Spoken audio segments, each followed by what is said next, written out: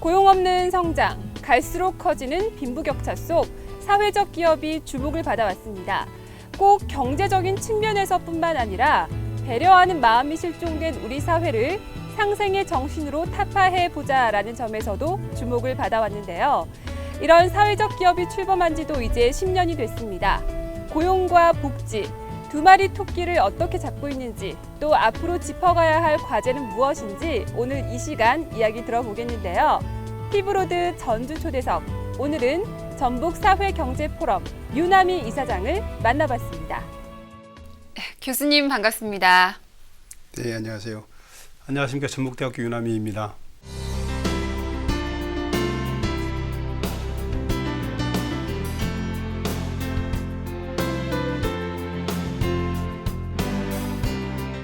네, 사회적 경제, 사회적 기업이 이제 등장한 지 좀 10년 정도 됐습니다. 네. 어떻게 좀 널리 퍼지고 있다라고 보시나요?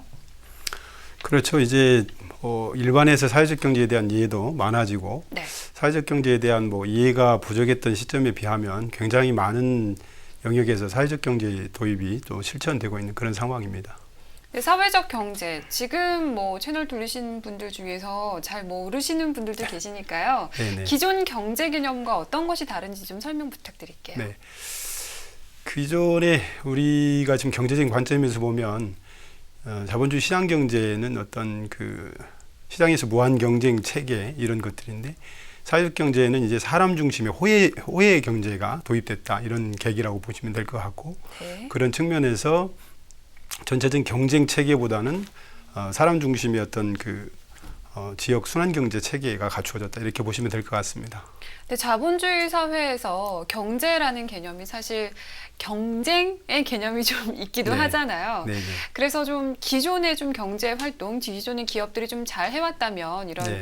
사회적 경제라는 개념이 좀 나타나지 않았을까라는 생각이 들기도 하거든요. 그렇습니다. 기업들이 기존에 이제 이윤 극대화의 어떤 목표로만 성장을 하다 보니 네. 그런 어떤 기업의 어떤 사회공헌 이런 것들은 특히 우리 문화 안에서는 굉장히 미미한 형편인데, 그런 사회공헌 측면들이 없이 이윤 추구의 어떤 극대화만 목표로 하다 보니까 전체적으로 어떤 기업의 성장은 있으나 사람 중심의 어떤 그런 경제 체제가 갖춰지기는 굉장히 힘든 구조였었죠. 그런 측면에서 어떤 사회적 기업, 사회적 경제가 도입됐다, 이렇게 이해하시면 될 것 같습니다. 근데 사회적 기업이 출범하면서 취약계층의 고용 문제를 좀 해결하겠다라는 이제 포부가 있었는데 좀 네네. 성과가 있나요? 그렇습니다. 일단 사회적 기업의 정책은 이제 고용노동부의 사회적 기업 육성법에서 시행이 네. 됐는데요. 지금 이제 전라북도로만 보면 이번 2015년도 5월 기준으로 보면 저희가 도내에 한 160여 개의 사회적 기업들이 있습니다. 이 중에서 고용 인원을 보니까 3,100명 정도 고용이 돼 있고, 사회적 기업이 되어짐으로 인해서 지원받은 그 일자리 장출의 숫자가 약 700명 정도 돼요. 그런데 사회적 기업의 육성법의 기준은 네.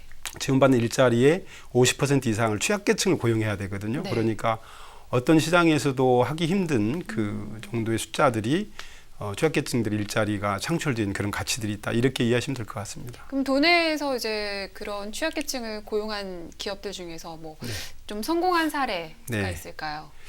그래서 이제 많은 분들이 그렇게 여쭤보시는데, 저는 이제 좀 성공 사례라는 표현이 사회적 기업들한테 좀 적절할까 싶기는 한데요. 네. 여러 가지 측면이 있는 것 같습니다.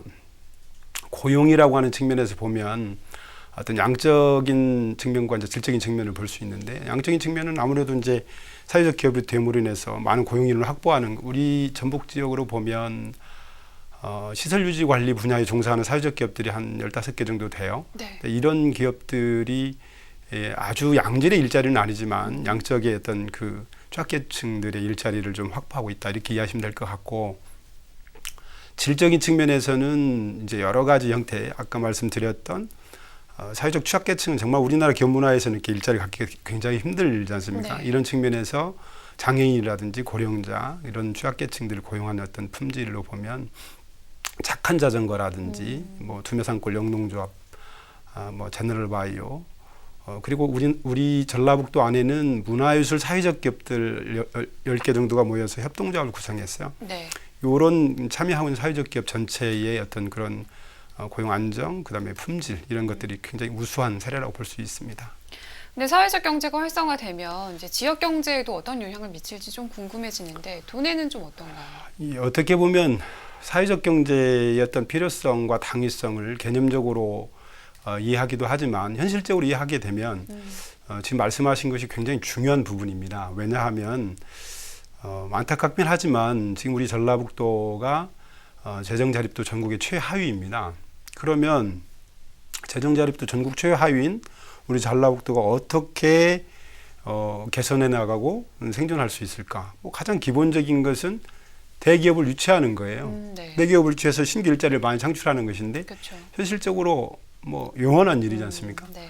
이런 측면에서 다른 방법이 없는 상황에서 사회적 경제를 통해서 거기에 자생적이고 자발적인 사회적 일자리를 만들어내갈 수 있고 또 그 사회적 기업들이 만들어내는 그런 어떤 이익들을 어떤 그런 시장 경제의 대주주에게 이렇게 배당하는 형식이 아니라 참여하는 그 지역의 사람들에게 이렇게 분배가 되어질 수 있는 구조이기 때문에 지역 경제에 특별한 어떤 신규 투자에 대한 유치가 있지 않는 한 네. 사회적 경제가 갖는 지역 경제의 선순환 구조의 개선에 대한 굉장히 큰 의미가 있다고 보셔야 할 것 같습니다. 그럼 사회적 기업이 근데 좀 자립을 해야 네. 좀 그런 선순환 구조에서도 좀 살아남을 수가 있잖아요. 네네네. 어떻게 되나요? 좀 자립도는? 역시 가장 중요한 문제이기도 합니다. 그러니까 사회적 기업이 이제 고용노동부의 사회적 기업 육성법으로 해서 직접적인 재정 지원을 하는 거예요. 네. 이렇게 몇 년 거치 몇 년 상환이 아니라 직접적인 재정 지원이 상당 부분 들어가게 되는데 사회적 기업이 최대 5년 정도의 정부의 이제 일자리를 포함해서 그 재정 지원을 받을 수가 있습니다. 네. 그런데 이 사회적 기업이 그 재정 지원을 받는 5년 기간 동안 안에 지속 가능한 수익 모델을 만들어서 그 자립 기반을 구축하는 것, 그것이 사회적 기업의 가장 중요한 일입니다. 네. 그래야 정부 지원이 순차적으로 줄어들고 최종적으로 정부 재정 지원이 끝난 뒤에 사회적 기업 스스로가 고용 인원들을 그대로 유지하면서 진행할 수 있으니까요. 그렇죠. 근데 정부가 그런 식으로 뭐 5년 동안 네. 지원해 주는데 사실 뭐 정부 입장에서는 우리가 도와줬으니까 잘할 수 있겠지라고 생각하겠지만 네. 필드에 계신 분들은 이런 네. 지원은 필요 없고 사실 이게 필요한데라고 네. 하실 수 있거든요.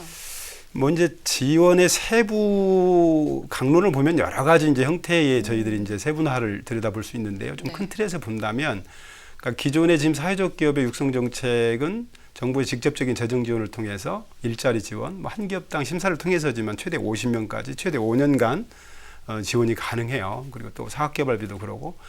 그런데 그 사회적 기업의 지속 가능성과 자립 유도를 목표로 본다고 하면 이제 향후에는 이런 사회적 기업을 향한 직접적인 재정 지원을 좀 점차적으로 줄여 나가고 사회적 기업의 판로를 확보할 수 있는 공공기관 우선 구매라든지 이런 어떤 판로 지원 정책, 그리고 사회적 기업의 어떤 그런 전체적으로 뿌리내릴 수 있는 생태계 조성을 위한 인프라 구축, 이런 것들에 대한 투자가 지속적으로 가야 될 것으로 그렇게 생각하고 있습니다. 당장에 뭐 돈을 어느 정도 보전해 주는 것보다는 더 네. 나아가고 자립할 수 있는 어떤 큰 틀을 마련해 네. 주는 것이 중요하다라는 말씀이시군요. 네. 네, 이런 가운데 그 고용노동부가 얼마 네. 전에 사회적 기업 크라우드 펀딩 경진 대회를 열었습니다. 네네. 무슨 대회인가요?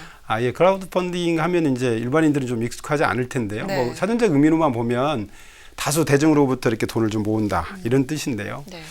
기존에 뭐 우리가 예전에 그 벤처기업이나 뭐 이렇게 그 엔젤 투자 이런 식을 보면 상당히 이제 그 거액을 투자의 개념으로 이렇게 하는 거잖아요. 근데 이 크라우드 펀딩은 이런 인터넷 같은 데다가 사회적 기업의 어떤 비즈니스 모델 같은 걸 올립니다. 네. 어떤 기업이고 어떤 공익성이 있고 어떤 수익 구조를 갖고 있다, 이런 가능성, 가치를 같이 보여주고 그거를 보고 많은 다수 대중들이 공감해서 함께 이 사회적 기업을 위해서 투자해보자 해서 다수가 공감하는 형태의 좀 펀딩의 새로운 형태, 공익적 어떤 펀딩, 이렇게 이해하시면 될 것 같습니다. 그러면 좀 유망하다라고 생각되는 기업에, 공감되는 기업에 네. 직접 국민들이 이렇게 투자를 하는 건가요? 그렇죠. 그러니까 예전에 투자라고 하면 자본을 많이 가지고 있는 자본가가 자본 투자의 개념이라고 네. 하면 네. 크라우드 펀딩은 다수의 국민들이 좋은 일도 하고 좋은 투자도 한다는 이런 관점에서 공감대 형성이 좀 새로운 차원, 그렇게 이해하시면 될 것 같습니다. 그러면 뭐 취업난으로 지금 네. 뭐 위기를 겪고 있는 청년들도 그런데 좀 투자를 하고 하다 보면 네. 저절로 좀 사회적 기업에 대해서 좀 관심도 가고 할 것 같은데 네. 그런 취업난 해결에도 좀 도움이 될 것 같아요. 네, 그러니까 어떻게 보면 사회적 기업에 관한 투자는 어떤 특정 기업이나 특정 업종을 도와주는 그런 관점이 아니라 네. 그런 일을 물론 하는 것이지만 그 의미 안에 굉장히 긍정적이고 공익적인 일들, 좋은 일을 한다는 게 배어 있습니다. 네. 말씀하신 취업난 같은 경우는 사실은 지금 저출산 고령화 문제에도 직결돼 있어요. 네. 고령화 현상이 지금 상당히 심각한 수준이기 때문에 이제 정부 정책도 정년을 연장해가는 추세로 갈 것 같습니다. 그런데 기업은 이윤 추구를 극대화해야 되기 때문에 정년 연장이 된다고 하면 신규 일자리, 신규 고용을 하지 않는 것이죠. 그렇죠. 이것이 바로 지금 청년 실업으로 이어지고 있고 이 청년 실업이 단기간에 끝날 것이 아닌 이게 장기간 계속될 것이다라고 하는 우려를 갖고 있는 굉장히 큰 문제입니다. 네. 이런 측면에서 이런 청년 취업난을 해결할 수 있는 새로운 또 관점으로 사회적 경제가 부각되고 있는 것이고요. 네, 그런 사회적 기업이 좀 하나의 네. 대안으로 떠오른다면 이것도 이제 사회적 기업도 좀 안정적으로 좀 자리를 잡아야 하잖아요. 네. 근데 이런 자본주의 사회가 이제 이미 팽배해 있는 곳에서 어느 정도 자리를 잡기에는 좀 한계가 있지 않을까라는 생각도 들거든요. 분명히 그렇습니다. 우리의 기업 문화에서 보면 사회적 기업 스스로 자리 잡고 경쟁력을 갖추기 대단히 어렵죠. 사회적 기업 스스로는 이미 다수의 취약계층들을 고용하고 있기 때문에 네. 생산성이 좀 떨어진다든지 이런 문제점들이 조금 있습니다. 네. 그래서 원래 일반 시장 경쟁에서의 경쟁력이 좀 낮을 수밖에 없는 그 여건과 환경을 갖고 있는 것인데요. 사회적 기업 스스로가 지속 가능한 수익 모델을 만들어내고 이 지속 가능한 수익 모델을 가지고 자립 기반을 탄탄히 구축하는 것. 네. 사회적 기업 하나하나가 분명히 그 노력을 이어가야 되는 것이고 이 사회적 기업이 하고 있는 일은 사실 국가와 시장이 하지 못하는 일을 하고 있는 거예요. 네. 그렇기 때문에 누구한테 혜택을 주는 게 아니라 사회적 기업이 가지고 있는 공익성에 대해서 국가나 우리 국민이 같이 공감을 해야 되는 거고 그런 측면에서 사회적 기업 스스로의 노력 이외에 우리 국가와 우리 소비자, 국민들의 공감대 형성, 사회적 기업의 제품들을 활용하는 것 이런 것들이 어떤 그 도와주는 것이 아니라 우리의 당연한 착한 소비의 책무이고 이런 것들에 대한 민관 거버넌스 협치 이런 것들을 통해서 함께 가야 할 것입니다. 그럼 또 뭐 방송을 보시고 또 이제 사회적 기업에 유독 관심 있는 청년들 중에서는 네. 사회적 기업을 좀 창업하고 싶은 사람들도 있을 거란 말이죠. 네. 무엇보다 좀 개념 이해를 잘 해야 되겠다라는 생각이 드는데요. 네네. 창업에 관해서 간단히 말씀드리면 앞서 그 취업난하고 연결이 되어 있습니다. 국가가 지금 창업을 굉장히 중요한 지금 핵심 과제로 가져가는데 네. 그 창업을 그렇게 관심 가지게 된 배경이 약간 그 취업난에 관련된 관점을 이해하시면 될 것 같고요. 그래서 일반 창업을 지금 대학에서도 굉장히 많이 강화했고 창업교육센터를 다 두고 있고 창업에 관련된 많은 강좌를 이끌어가고 있지만 네. 사실은 창업이 청년들에게 주어지는 그 무게감이 굉장히 크고 실천적인 어떤 그 기업의 수립과 또 지속적인 운영에 관한 그런 내용까지를 담보하기 위해서는 정말 많은 공부가 필요하거든요. 네. 이제 그런 측면에서 사회적 경제 분야에 관한 창업에 대해서는 더더구나 네. 일반 기업의 단순한 이윤 이외의 그런 관점들을 제대로 이해하고 창업에 관한 내용들을 잘 공부한다면 네. 이것은 여러 가지 의미에서 창업을 스스로 할 수도 있지만 사회에 굉장히 보람 있고 의미 있는 가치 있는 일을 해나가는 그런 역할까지 할 수 있다고 봅니다. 교수님께서는 직접 이제 학생들을 가르치시면서 네. 이제 사회적 경제에 대해서 좀 많이 이제 네. 가르치고 계실 텐데 실제로 청년들이 좀 받아들이고 생각하는 사회적 경제에 대해서는 좀 어떻던가요?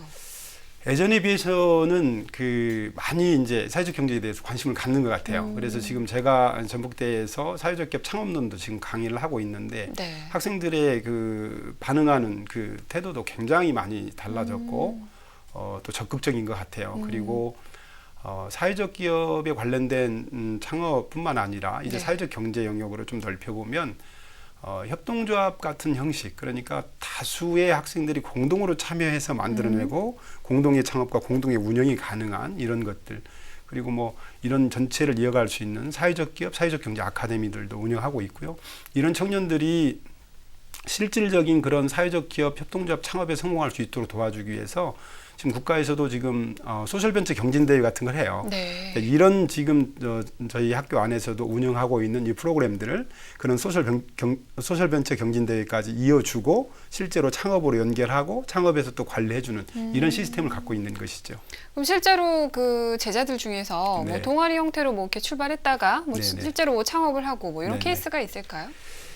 지금 현재 전북대의 예를 들어서 말씀을 드리면 전북대학교는 지금 창업의 시스템을 예비 동아리와 그 다음에 동아리 이렇게 나누어서 두 단계, 투 트랙으로 지금 운영을 해요. 네. 그러면 예비 동아리에서 창업 동아리를 만든 일부 선정을 하고 네. 이 창업 동아리에서 우수한 학생들 자원을 실질 창업으로 만들어내는 거죠. 네. 그래서 이제 이 창업으로 만든 학생들 그런 창업팀들은 다수 확보되어 있고요. 이 창업팀들이 사회적 기업으로 인증받도록 하는 그런 과정들을 지금 받고 있습니다.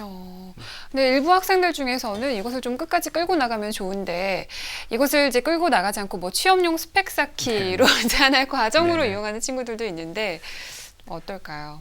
물론 뭐 학생이나 일반인이나 다 그렇지 않겠습니까?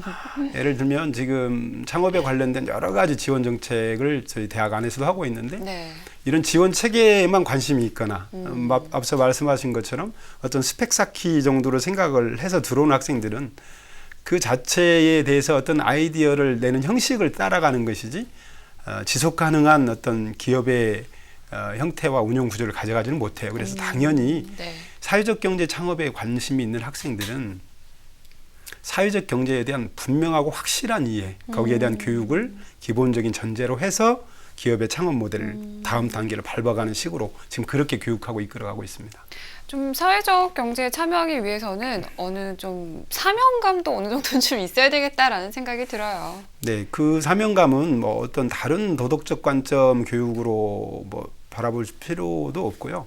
기본적으로 사회적 경제가 무엇인지에 대한 사회적 경제에 대한 그 교육을 통해서 왜 이 사회적 경제가 지금 자본주의 시장 경제의 폐해와 그런 문제점들을 극복할 수 있는 대안 경제, 그런 보완의 경제로 부각되고 있는지, 네. 그리고 어떤 의미를 갖고 있는지, 그게 어떤 그 기업의 몇몇의 대주주가 아니라 그 사회적 기업, 협동조합에 참여하는 다수의 그 구성원들, 조합원들 모두가 성장하고 또 그 분배를 할 수 있는 그런 경제인지를 이해를 하면 그들의 아이템들, 무궁무진한 창의적인 아이템들이 그런 공익가치를 담보로 해서 만들어낼 수 있다. 그렇게 생각하고 있습니다.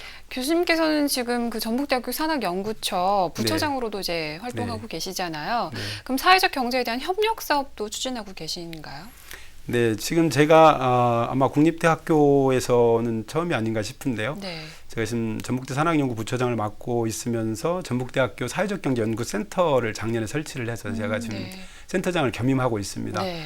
그래서 전북대 사회적경제연구센터에서는 우리 대학생들을 중심으로 해서 그 사회적경제 영역에 관련된 전체적인 교육 프로그램 그리고 이 교육 프로그램 체계를 사회적 경제 분야에 대한 창업으로 이어가는 과정 그리고 또 이제 여러 가지 대학이 참여할 수 있는 대학 참여의 정부 중앙부처라든지 지자체의 사회적 경제에 관한 프로젝트의 대학 참여 사업들을 이끌어가고 그런 어떤 비즈니스 모델을 국립대 모델로 한번 만들어 보려고 그렇게 노력하고 있습니다.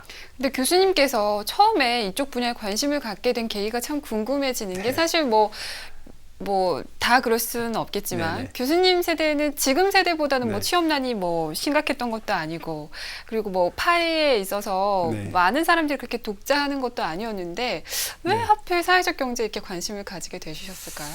제가 이제 사실은 사회적 경제와 전혀 관계가 없는 지금 비교해서 말씀드린 자본주의 시장 경제의 수익을 극대화하는 데 목표로 하는 그 벤처 기업을 한 10년 정도 제가 운영을 했었고요. 사회적 경제에 제 관심을 간 걸 한 10년 정도도 채 되지 않습니다. 제가 이제 2011년도 2월부터 한 3년 정도 네. 고용노동부의 그 사회적 경제의 중간 지원 기관인 전라북도 사회적 경제 통합 지원 센터장을 했어요. 네. 그때 이제 그 일을 하면서 제 개인적인 경제 마인드가 완전히 바뀌었고 이 일은 제가 사회적 기업가이든 센터장이든 교수이든 어떤 관계없이 우리 아이들과 함께 살아갈 수 있는 사람의 경제 체제로 사회적 경제를 마음에 두기 시작했고 그래서 부족한 상태이지만 그 사회적 경제에 대한 그 애정을 계속 공부하게 됐습니다. 네. 근데 이제 많은 사람들이 말씀하신 것처럼 대한경제로 네. 이제 사회적 경제가 이제 급부상하고 있다는 걸 알고 있는데 네. 가장 궁금해하는 것은 무엇이 있던가요? 궁금해하는 것이 이제 어떻게 보면 종류를 좀 나눠야 될 것 같아요. 그러니까 네. 이제 사회적 경제를 해보려고 하는 사람들이 궁금해하는 것은 대부분 사회적 경제가 어떤 것이고 또 어떻게 해야 되고 어떻게 운영하는 것인지 이런 기본적인 과정들에 대한 교육. 그래서 교육이 가장 많이 좀 문의도 들어오고 네. 또 가장 중요한 것도 저는 교육이라고 생각을 해요. 그래서 일반인들은 사회적 경제에 대한 전체적인 개념적인 이해부터 운영 구조에 관한 설명들을 하는 그런 것들이 주안점이고요. 실질적으로 사회적 기업이나 사회적 경제 조직에 종사하고 있는 임직원 분들에게는 제가 지금까지 경험으로 한 5, 6년 정도의 경험으로 보면 가장 핵심적으로는 노무나 그다음에 회계 분야 이런 네. 것들 많이 어려워요. 일반 탄탄한 경쟁력을 가진 그리고 전문 인력을 확보하고 있는 그런 기업들이 아닌 데들이 많기 때문에 네. 일반 기업에서는 쉽게 해결할 수 있다고 생각하는 노무나 회계 문제를 굉장히 어려워하고요. 가장 중요한 것은 그 사회적 경제에 해당되는 기업들이 살아남기 위해서 그 판로 지원 같은 이런 마케팅 이런 것들을 가장 많이 필요로 합니다. 지금 또 국회에서는 야당과 여당 모두가 네. 사회적 경제 기본법 발의를 이제 동의를 했습니다. 네네. 정치권에서 이제 관심을 갖습니다. 네. 교수님께서는 어떻게 바라보시나요? 고맙고 감사한 일이죠. 네네. 정치권이 관심을 가져준 것도 감사한 일이고요. 네. 오랜 시간 관심을 별로 갖지 않았어요. 그러니까 사회적 경제가 뭔지를 국회의원이 되셨던 중앙부처 공무원이 되셨던 뭐 저희 같은 대학에 있는 학자분들이 되셨던 주류 경제학에서는 뭐 사회적 경제를 잘 이해도 못했거니와 관심이 별로 없었죠. 네. 그런 측면에서 저는 정부 여당이 먼저 사회적 경제가 이렇게 어떤 진보나 야당의 몫이 아니라 어떤 경제 민주화의 하나의 대안으로 사회적 경제를 인식하기 시작한 것 같고 그래서 야당보다 빠르게 작년 4월에 유승민 의원이 먼저 야당보다 먼저 발의를 하게 됐습니다. 이런 측면은 오히려 저희가 굉장히 긍정적이고 감사하게 생각해야 될 일이라고 생각합니다. 근데 이제 법안도 이제 발의가 되고 이제 앞으로 뭐 보완도 되고 할 텐데 끝으로 네, 많은 시청자분들께 네. 사회적 경제는 이런 것이다. 네. 여러분들께서 뭐 이렇게 관심을 좀 가져달라. 당부의 네. 말씀 부탁드립니다. 네네.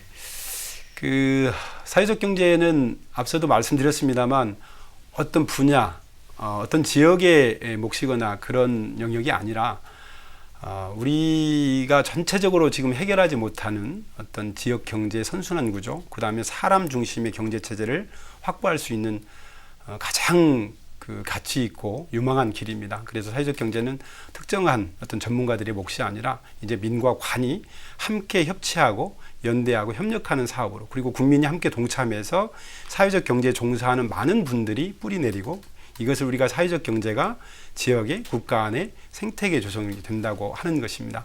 이런 사회적 경제의 생태계 조성을 위해서 민관 그 거버넌스의 협치도 중요하지만 많은 국민들의 이해와 동참 꼭 필요합니다. 많은 관심 부탁드리겠습니다. 자본주의의 단점을 사회적 경제가 앞으로도 좀 잘 감싸 안아서 네. 이렇게 좀 승승장구하길 바라면서요. 오늘 네. 말씀 정말 고맙습니다. 네, 감사합니다.